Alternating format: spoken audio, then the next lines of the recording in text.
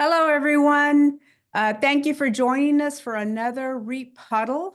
Rebecca Treanor and I are going to share some common challenges, mistakes, issues investors have that we've heard from our investors. So before we get started, just a quick intro on myself. Most of you know me, but my husband, Jacob Garza, and I started REEP in 2012. So we've been doing this for a little while.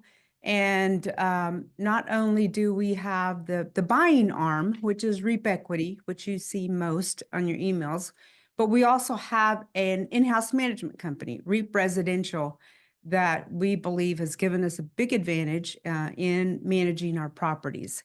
But, the purpose of our huddles really is to connect with you, give you a chance to ask your questions, and to provide educational content like we have today on what we hear from our investors in the hopes that it will be helpful to you in your investing journey. So with that, I'd like to introduce Rebecca Treanor, if you haven't met her yet or talked to her, which a lot of people have, who is our Director of Investor Relations. Rebecca, you want to say hello? Of course, and thank you, Arleen. These huddles, as Arleen mentioned, are extremely informative. We hope you find it the same, find it also equally educational, just fun to learn new topics, and talk about some things that, we talk about the deals. We talk about so many number specific and very, very detailed analyzed data. But there's some things that I think investors don't realize not to do before they actually do. And so today's topic is exactly that. It will be a little light. And then, of course, as with all REEP huddles, we will open it up for question and answer at the end of our presentation today. Awesome, awesome. Well, we kind of looked at this in three different sections. As Rebecca said, before you invest, what are some things that we think is important to know based on not only my investing journey, Rebecca's investing journey, because we both invest in multifamily properties also. But for those that are either getting started, it's always helpful. And then the next section we're going to talk about is some of the things during the investment that you may want to be aware of that will help you feel better about your investment and learn things along the way that's important for you to know. And we'll wrap it up with kind of, don't forget, even after a property is sold, that there are some things that you may want to stay on top of just to make sure that as it gets closed out, you receive each and everything that you deserve to get from the sale of the property. So with that, we're going to start with the beginning section, which is before the investment. Absolutely. And Arleen, you actually lead our acquisitions team. So they are in charge of not only all of the information before we present a property to investors. This is all of the location analysis, crime studies, unit walks, lease file audits. And I know that list is not comprehensive, No. but what type of due diligence should investors do before they make the investment? Well, in addition to making sure they understand the primary elements of an investment, like why should you invest in it? Why do you like it? What do the numbers mean? Is the underwriting conservative? What went into this acquisition and to get us to the point that we actually have a property under contract? So I think that's important. But probably more important is understanding who are the sponsors behind the deal. So who are the people that are going to make the key decisions, not only just during the acquisition process, but after you're under contract. There's a lot of things that happen. So what do you need to know about them? And, we're asked all the time, right? Background checks. There are some, pretty heavy investors that will ask, can we get a background check on you? And I say, definitely. And just so you know, our lenders also do a really extensive background check.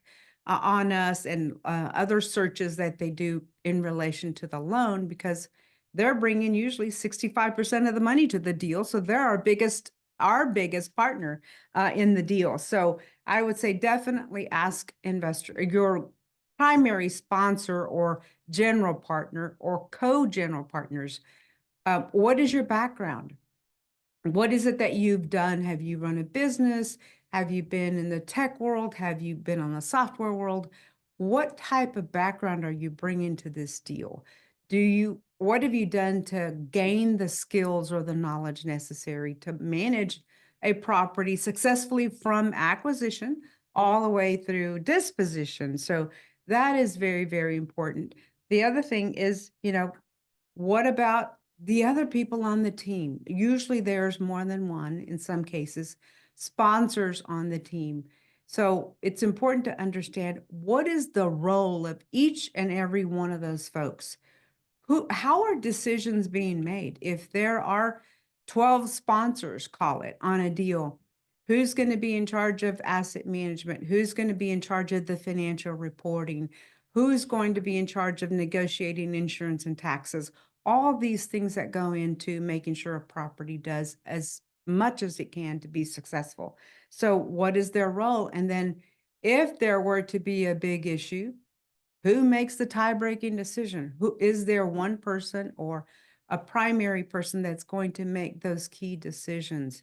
And probably another one that we've probably heard a lot more about lately is if there is, call it a fire on the property, and the property needs money, additional capital for a temporary basis, who's going to put that money in? A lot of the times, sponsors put that money in first, knowing that there's probably insurance proceeds coming after the fact. So understanding those questions, and how financially strong are the general partners?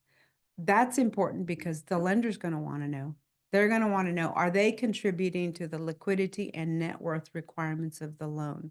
So I would just say, don't be shy to ask these questions. You are going to be in partnership with these sponsors as a limited partner until the deal is sold. So I call it a business marriage, right? You want to know, just like you did with your spouse, Rebecca, right? We did. You want to know, what is their background? Who are they? Do I trust them? Am I comfortable getting into this business relationship with them for the period of time until the property sells? So those are, I would say, some of the key things, Rebecca, that we have a lot of questions about. And then I think it's important for investors to ask. Well, you're exactly right, Arleen, because we do have a lot of investors ask, what is the background of Jacob and Arleen? How long have they been in multifamily? And it's an extremely important, not only question to ask, but actually one of many questions you should ask before you invest. Our team actually put together a great resource on the top questions to ask your sponsor, your general partner before you invest. That is going to be in your chat box. And you should, let's see, it looks like that link just put in, so you should be able to have that there now. And Arleen, you said a long-term business marriage. I like that because a lot of investors don't understand, of course, these investments are not something you can immediately buy and then sell the next day. Right. This is also not something that you look to your financial advisor. I always call it our Edward Jones guy. And then, of course, they present something to you in a binder. You buy it, forget about it, and the rest is history. These investments are not anything like that. You want to know exactly what you're investing in, who you're investing with, because as a passive investor, you bear that risk. And that's your responsibility as a good investor, understanding your investment and your portfolio.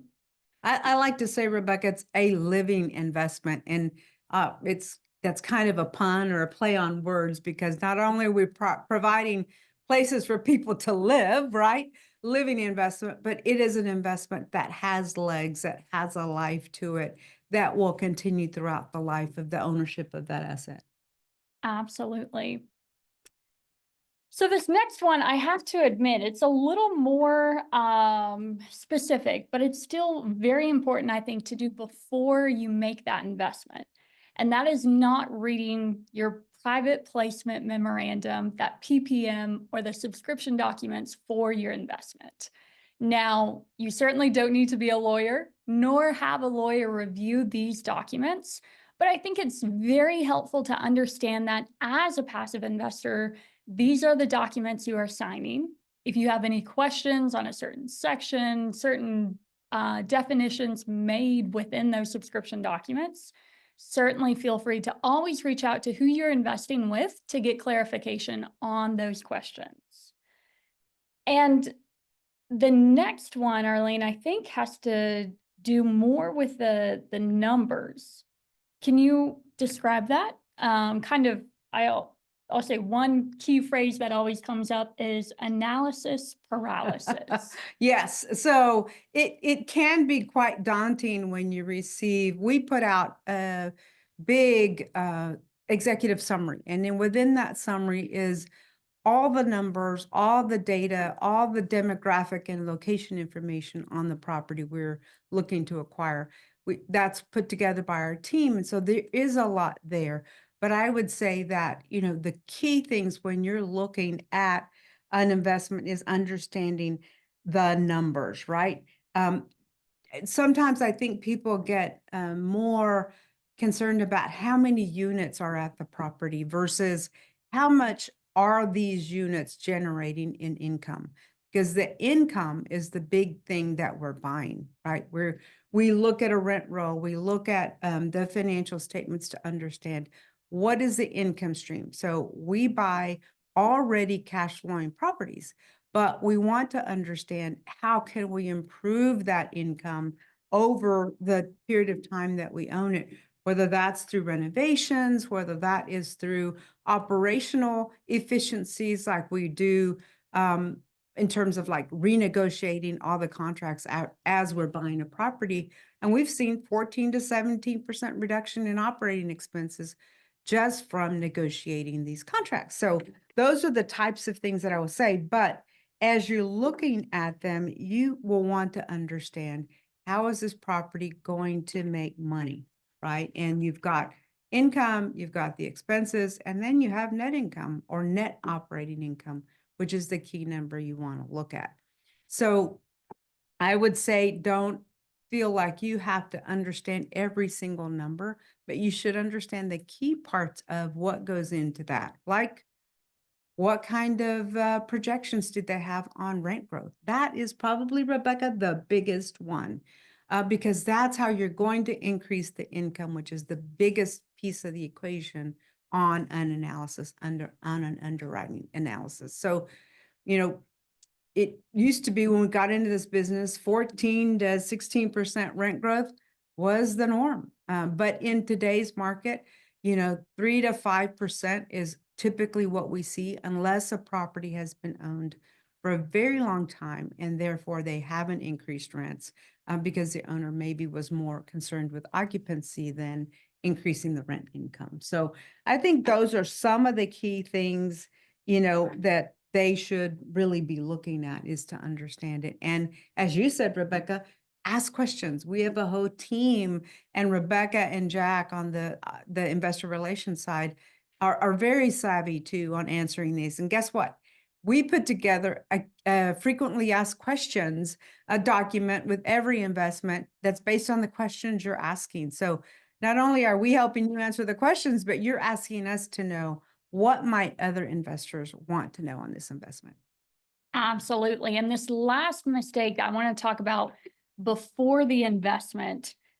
Many people don't know that they can invest just more than the cash that is sitting in their bank account, their hard-earned savings. And Arleen, you have actually utilized this investment vehicle yourself. Can you I have. tell me Yes. more? Yep, definitely. So I did this little test where I took half of what was in my 401k from when I left Bank of America, and I left half of it in traditional investment stocks, bonds, mutual funds, et cetera. And I took the other half and invested in multifamily. Now, I couldn't invest it in our multifamily because the IRS considers that self-dealing. But I picked some sponsors. I went through the same process, evaluated sponsors, evaluated their underwriting, and found 3 sponsors that we were comfortable with. So what happened is on my test, the traditional investments, stocks, bonds, mutual funds, et cetera, the IRR was 11% over the same period of time. The IRR from the multifamily investments on these are properties that we bought and were sold was 23%. So what that told me is that I made more money on my multifamily investments than I did on my traditional stocks and bonds, and they were less volatile. So I think it was a good exercise, and it has really allowed me to speak from experience with investors and saying, have you looked at your 401k statement lately? Have you looked at your other IRA funds? What are they generating for you? Are they growing? What kind of a return are you getting? And, what I like about multifamily is that not only do you have the cash flow along the way, but at the back end, you get a big pop from the appreciation in the value as the property is managed better and income grows. That big pop is what allows you to double your IRR on investments. So challenge here for everybody, find all your retirement accounts, see what they're doing, and then decide, can I use a self-directed IRA, move the money from your traditional IRA to a self-directed IRA, which allows you to invest in real estate? And is that an option that will be a good thing for you? So it was for me, and I would just say, take a look and see if it is for you. Absolutely. And there's another resource our team also just put in the chat. I saw an IRA investments. Contacting your IRA custodian, never fun. But I have to admit, doing it in these alternative investments certainly makes it much, much not only better financially on the return side, but also you'll be in touch with actual human beings, not necessarily have to call that 1-800 number and then just get lost in the black hole of IRA custodians. And Rebecca, you've done a good job of building those relationships with those IRA custodians so that we are a preferred client. So you're able to connect our investors directly with a person, as you said, and that person then will streamline the whole process. And if you're moving it from one custodian to another, there should not be a penalty. So all in all, I think it's a win-win. It is. Yeah. IRA, smooth, fun, easy. Normally those aren't all said together in the same sentence. Right. But yes, we try to make it as easy for our investors and just very straightforward to place those retirement dollars in these alternative assets like multifamily. I agree. Well, Rebecca, I think we've kind of run through the stuff on the before the investment actually happens, before the money comes in the door from them to us or them to the investment. So let's talk a little bit about what happens along the way and what are some of the top challenges or questions you're getting from investors along the way. So you and your team handle over 1,200 of our investors, our active investors, and even some that maybe not be in a deal now, but have a question about a previous deal. So what are the top 3 things that you're hearing from investors?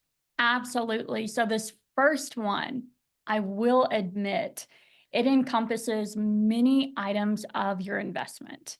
And that's going to be the distributions, the reporting, and your K1s. Now, first, let's talk on the distributions. The mistake that we commonly see here is that investors not tracking or verifying that their distribution has been received, whether it be through a cash investment or directly to your IRA custodian, either through a traditional or Roth vehicle. Now, I do have a quick story to tell. So one investor in particular, and we're not going to name any names, but I think it's very important to understand this as to avoid this in the future if this ever were to happen to you as a passive investor. Now, they made the investment, I want to say early 2022, had been receiving checks for their investment. There's quarterly distributions, that mailbox money cash flow of the property. And we sent them checks. Now, unfortunately, they did go stale. They sat on them a little too long. But their bank received the checks, were trying to deposit them, and did not deposit them, did not apply them to the account. And this is the reason why. They couldn't find a phone number on Google for, call it the entity, we'll call it 409 William LLC. And that, of course, is the legal entity of the investment. So when you make an investment in REEP, you won't necessarily, I should say, you will never see a REEP equity on your checks or REEP residential on your checks. Instead, it is going to be the investment vehicle or entity that you are investing in, that private placement, single purpose entity. And of course, you're never going to find a phone number for a single LLC on Google. Needless to say, we did get that resolved with their bank, and we're able to reissue those checks via ACH, and have that all resolved. But for almost a year, this investor couldn't deposit their checks. Oh, wow. Because their bank thought it was fraud purely because they couldn't find a phone number. That's crazy. It is. Yeah. Very crazy Yeah. considering it's 2024. This is a national bank. But I want to share that story just to avoid it. Another thing I'll just briefly say on distributions is understanding that the day your distribution is received in your bank account, or the day you receive that check, is not always the day it is recorded. Now, here at REEP, we do, of course, things differently on the accrual accounting method, but each general partner, each distribution, of course, and each investment will be a little different. Next. Yeah, no, I would say that the other thing too I want to point out is if you did invest through an IRA, that you will receive notification that a distribution was sent to your IRA custodian. So even though the money's going directly to your IRA, Rebecca, you're also letting the investor know in your portal, you're going to find the information on what was sent to your IRA. So even those can be tracked and should be tracked. Yeah. Yes. And talk about tracking. Kind of the second part of this first mistake is reporting. The mistake here is not knowing where your reports are, not reading them. I have to admit, they are long. We've added a link to them over the years as we want to be more thorough, want to give our information, give investors more information. But also, here's, I think, the biggest mistake about reporting: not knowing what to look for in those reports. So here at REEP, we actually do monthly reporting for all of our multifamily assets. So every single property, you're going to hear from us on a monthly basis with those property financials, those updates, everything. Arleen, I've heard you say it a lot. You're a numbers gal. So what type of data or numbers in this case, what is that meaningful information that investors should be looking for in their reports? Great. Well, you know, when a property kicks off, even before the numbers, you're going to get an update, or you should get an update on the renovation. Have they started the renovation? How many units have been done? Has the exterior been done? Because the renovation will start to drive that increase in rents that we project on our underwriting or our pro formas. So understand, and that should be in there. Where are we to plan on the renovation? That's important. And then probably more important is understanding the income. As I mentioned earlier, we collect rents, we collect fees. And so these rents and fees paid by our renters is the income that's going to help pay for expenses, the mortgage, and then what's left over is available for distributions to investors, and or some of it may go into a reserve to make sure we have the dollars necessary to pay insurance and taxes in the end. So when you get those reports, you're going to get a report called a T12, or an operating statement. So in that operating statement, it's broken down pretty much like I said, but with a lot more categories, a lot more detail. So you want to look at the net rental income number. That's the number that the income that was projected, less any vacancy, less any loss from collections, right? Money that was not collected, will give you a net rental income number. Then below that, you're going to have a whole list of expenses, things like plumbing, like landscaping, like pest control, those sorts of things that a property pays on a monthly basis to keep the property operating well. So you will want to look at that and look at from this month to last month or this quarter to last quarter, what happened with income? Did it go, is it trending up? And if not, is there an explanation why? On the expense side, is that number trending pretty steadily or is it declining because they're cutting expenses? So you will want to understand what trend is happening on the operating expense side also. And then that's going to get you your net operating income. Income minus expense gets you your net operating income. In multifamily, what we liked about multifamily was that being a numbers gal, the numbers tell the whole story. So with single family, your value of your house is based on the comps, right? The houses around you and what they're worth. With multifamily, the value of the property is strictly calculated based on that net operating income number and a cap rate, right? Which we're not going to go into all those specifics. So look at those numbers. And then if you have a concern, like on the income side, look at occupancy, right? Or vacancy. It may show up two different ways. And all that's going to tell you is how many of the units are occupied. If units aren't occupied, means we're not collecting income. So you'll want to see that occupancy trend. So you might hear 90%, you might hear 94% occupied. That's going to tell you what percentage of the units are occupied at the end of the month.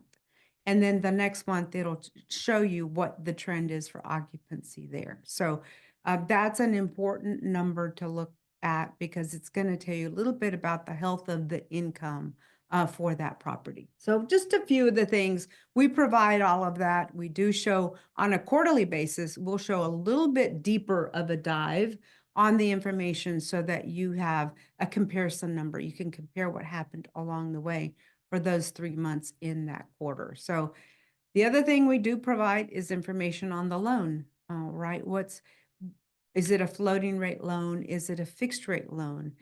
Because that can determine if there's any variance or changes in your mortgage payment, which is one of the bigger payments that you make on a property. So I think those are some of the key things. And I'll tell you what, this formula, net income, net rental income minus expenses gets you net operating income, really stresses for us the importance of that resident, right? Because it's that resident making those payments to us. They're paying their rent, they're paying the fees, and that's what allows us to pay our expenses and pay you as investors. So we are very, very cognizant and focused on giving the resident the best experience we can give them. Absolutely. And Arleen, I think the last sub point of this first point before you make the investment is K1s. I think you can probably look at my call log, Jack's call log to see, of course, when that filing deadline, the extension deadline is, purely because of you see an increase in calls. Investors will ask, where's my K1? Didn't you send it to me via email? And we're thinking, oh no, it includes, your tax information, things like that. We don't send the K1s via email. But we also have, of course, the investor portal where you'll find all your K1s. And of course, as soon as those K1s are ready, even if they're done in February, we will let you know. We send out an email update notifying all of our investors that K1s are done, ready for your download, and ready for your own filing as well. Right. So key thing there is you can't file your tax return until you have those K1s, or you shouldn't. I mean, you could, but then you'll end up with an amended return at a different point if you don't have it. So tell me what happened last year, or this year, I guess, and before March 15th. Of course. So this past tax year, so the 2023 taxes, we actually delivered 2019 K1s to our investors before March 15th. Now, March 15th, you may ask, well, why does that matter to me? The filing deadline isn't until April 18th or around that time. And that was our internal deadline here at REEP. We wanted to show our investors that you will not and do not have to extend your tax filing deadline because of your REEP K1s. It's extremely important to us. We delivered them all on time, and we're able to deliver those to our investors by that March 15th deadline. And, you know, Rebecca, that takes some process, because our CPA firm that prepares the property tax returns is the one that produces the K1s. Now we verify them to make sure the names and all of that is correct. But, you know, you talked about the investor portal. So how do these K1s end up in the investor portal? And what are some other things that investors can do to keep us updated on their information?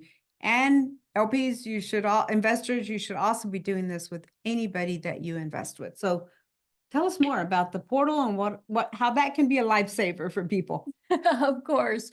So as a reminder, this portal, this investment portal, of course, all of your general partners may have one. We certainly have one here at REEP, that it's going to be everything regarding your investment. Now, it's probably where you sign the subscription documents to make your investment. It's also where you'll receive all the monthly reporting. It's archived in there, those financials Arleen talked about. You'll be able to track your distributions, but on the annual basis, it's where you'll receive that annual K1 by March 15th. Most times it's under that documents tab or tax folder, depending what portal, what software, but it's all there and all done electronically. So we don't physically mail out K1s, nor do we email them to you. So you're not having to look through old emails or anything like that. And I think the other thing, Rebecca, is that it has sensitive information right there. So that's the other reason we like to put it into the investor portal, to protect your information. So, you know, we talked about the portal, and that's how people can keep track of their investments. But sometimes you hear from investors that they're kind of getting investments confused between different sponsors, different properties. So tell us a little bit about how investors can manage that. Of course. So this is one important piece of any type of changes made during your investment. Now, I mentioned we do everything electronically, but if we are still sending checks for your distributions and your address may have changed, we need to know. So we ask, of course, if there's ever any changes in addresses, certainly bank information. What else? I'll say tax information, any type of life change, let us know. And those life changes could be, you want to simply transfer your investment from your personal name to an LLC, or one entity to a next, just, you know, changing purely the ownership and titling of the investment. Let us know. Even things I hate to bring it up, but even things like divorce, let us know, because there is a way and there's certain things that need to happen to make sure your investments are all divided correctly. But Arleen, you mentioned not knowing portfolio, some mistakes investors have made, and this third and last point of mistakes, what happened during the investment. It makes me chuckle a little bit because sometimes we get to play therapist, believe it or not. Investors will commonly get their multifamily investments, you know, made elsewhere outside of REEP, confused with the REEP investments and the REEP properties that they have, and vice versa.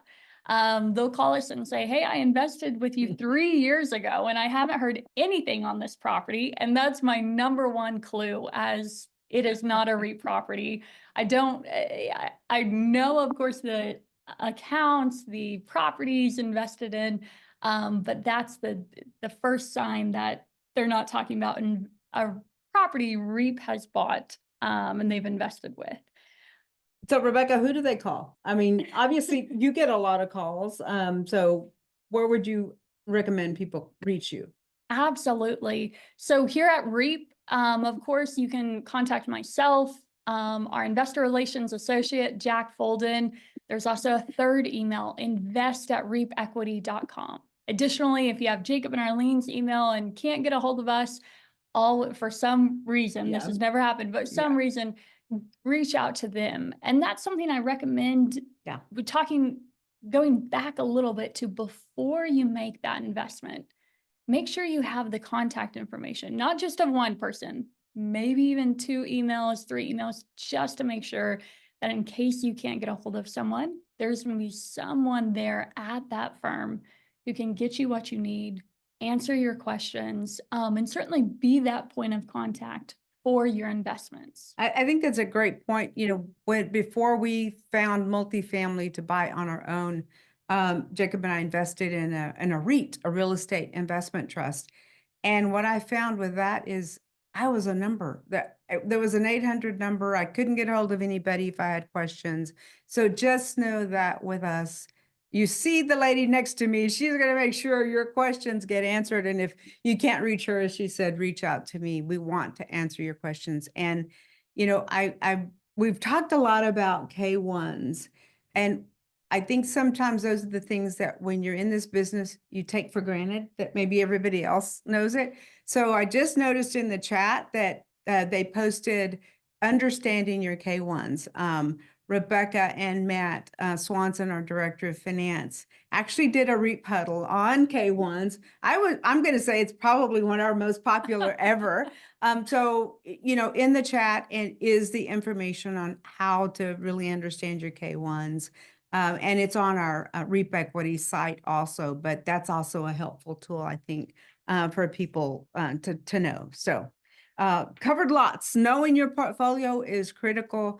Know where your money's invested, know who it's invested with, make sure you have a contact information number for them.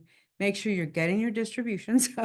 They're coming to you. If the reporting should tell you monthly, quarterly, whenever you receive reports, that there's a distribution to be made. We advise our investors when we're sending one out on what the percentage is and when it's going to be sent out so that you can be on the lookout for that. So important to know your portfolio and where it is and what's happening with it. So that's quite a bit there, you know. After the investment, I guess, is the next piece, Rebecca. What? Absolutely, Arlene. So just because the property is sold, and this is especially true for portfolio deals, fund investments, things like that. I think oftentimes investors think, all right, the property sells, I'm done. The investment is over. Right. But tell me, what are the mistakes made from that? Yeah. So I think one of the main, we keep talking about K1s. Here it is again. So, you know, let's say a property sells this year, but for whatever reason, the distribution isn't sent until next year. Maybe get closed December 20th, let's just say. So there is not sufficient time to close out the books, to get everything done. And so your distribution is going to be sent to you in January of next year. So in that case, you are going to have a K1 for the following year. So you will want to be aware of and ask, is this my final K1? And if not, be aware that there may be another one coming. So I think that's a big one to know. When is the entity going to be dissolved? Well, we can't dissolve the entity until all the accounts payable has been paid and the tax return is filed, that final tax return. So when your last K1 gets used, depending on when we dissolve the entity. Our goal is always to try to dissolve the entity as fast after the sale as we can. But sometimes there is a delay with timing, just when we sell the property. So that's important. And if it's a portfolio deal, as you said, there might be two properties in that portfolio. The beauty of a portfolio is you can sell one, keep one, refinance both, because they each have their own loan. That's the way we like to do it. So it could be that one property in the portfolio sold, but the second property in that holding company that owns the two properties is still alive and well. And so you will continue to receive a K1 for the other property in that portfolio. So don't check it off and it's done, because make sure you know, hey, what's happening with the other property in the portfolio. So that's important. And I think that the other big one is capital gains, right? You sell a property. What do? What's a way to offset your capital gains? 1031s in syndications, which is when you have multiple LPs, investors in a deal. It's harder to accomplish because of the number of people that have to agree to 1031 that deal into the future. So if a 1031 doesn't happen, not to worry. We know that one of the ways our investors offset capital gains from the sale of one property is to reinvest those dollars back into another multifamily property, because then they'll get all of the bonus depreciation from that second property that hopefully helps offset those gains. Now, some investors don't use those depreciation losses in the year they get them. They carry them forward, which is what you can do indefinitely. So some investors say, well, I can't really take that depreciation loss on this property, so I'm going to hold on to it until the property sells and use those losses to offset a capital gain. So different ways to manage that capital gain, but be aware that that's something you want to discuss with your CPA. Share with them that you reinvested it, that you're going to have additional losses, depreciation losses from the new property you bought that may help offset that. So, I think one of the things we've learned from our investors and just in our own investing is if you keep reinvesting that capital over and over, that is the biggest way to increase your wealth. We've seen it. Jacob and I have seen it. I know, Rebecca, you've invested. So our kids invest. And so we tell them, do not spend that. The proceeds from the sale of the property, reinvest it, not only so you can offset gains, but so you can continue to grow your wealth along the way. So I think, Rebecca, we're kind of pretty close to time here. We want to allow for some questions. But one of the reasons we do this huddle, as I said in the beginning, is to educate investors. We believe an educated investor is a great investor. So there are some additional topics. We referenced some as we were going through our presentation today, but there are some on our website that you can access that will help you maybe remember some of the things we talked about today, or refresh your mind on some new things. So Rebecca, here's the ones that we've used a lot and recommended a lot. Do you want to maybe share some of your favorites? Absolutely. So I have to admit here, this list, I know there's 8 different links you should see on the screen. But this is by no means comprehensive of the materials that we have here at REEP. If you go, of course, to that knowledge center, it's going to be reepequity.com/resources. And it's also in the chat as well. You'll see many other materials. Arleen, you talked a lot on bonus depreciation on that last point, and that's when I think we may have forgotten on this list. But there's many blogs, resources, videos, webinars, things like that going into all things multifamily and your multifamily investments to better empower you as the investor and further educate yourself, educate others. Many times I have heard friends who pass along toolkits or blogs just to really understand and, of course, help them better understand what these investments are. And we like to say sharing is caring. So please feel free to share these resources as well. And of course, if you have any questions on any of them, always feel free to reach out. But let's open it up, I guess, for Yeah, questions. let's see on what these questions we might have. mistakes. Or if anyone has any mistakes, maybe they have made or others. Yeah, we learn Maybe- from each other, right? Yeah. Yes. Okay, let's see. Someone is asking, and I think Jack Bolden was able to answer a few of these. Yes. So reporting always done monthly on our multifamily assets here at REEP. And that's something that's not standard. I couldn't. No, I can say that I've invested with others, and I don't get frequent reporting like we do. And I think that's why it's my pet peeve. I think that's why I want to make sure that we are doing our monthly reporting. We want you to know what your money is doing, your invested dollars. And so monthly reporting is something we are big on. Absolutely. It's very much like clockwork. Yeah. I think my husband gets annoyed by how many emails we get now. Yeah. But he knows when it's the end of the month, we are receiving those monthly reports. There's a nice one. Dwayne, thank you for your nice words. You're thanking Rebecca and Jack for everything they do to make investing with REEP easy. I will tell you, hands down, two key people in our company are Rebecca Treanor and Jack Fulton. They do spend, I mean, you can see them walk around the office with their AirPods in their phone, and they're going to the printer, but they're answering a question along the way. So thank you for all that you do. Well, thank you. And thank you, Dwayne. It's been a pleasure having you and your family a part of many REEP deals. And we look forward to many more. Awesome. Well, I'm not seeing any open questions right now, so I will just take this time to thank you for spending your precious moments with us.